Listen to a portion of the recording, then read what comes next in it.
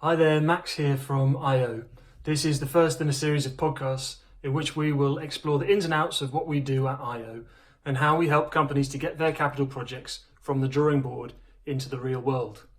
We'll be looking under the hood of oil, gas and LNG projects, but we'll also be dipping into sustainable engineering projects in energy storage, carbon capture, hydrogen, emissions reduction and more. I'm aspiring to emulate the BBC audio show Grounded with Louis Theroux, in which he discusses a whole host of things with a whole host of interesting people.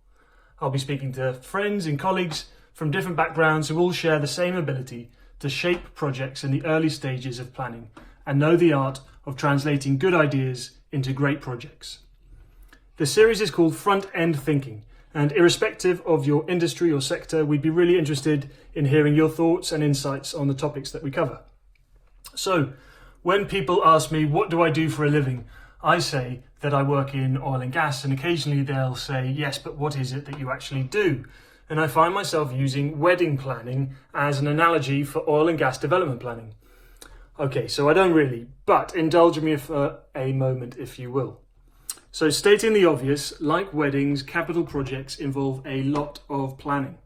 There are big decisions to be made and compromises to be reached.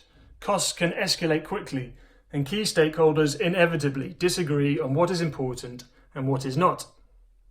There's a schedule to stick to and a date to be met. Managing all of these and sometimes conflicting decisions whilst keeping everyone happy and making your dream a reality can be tough.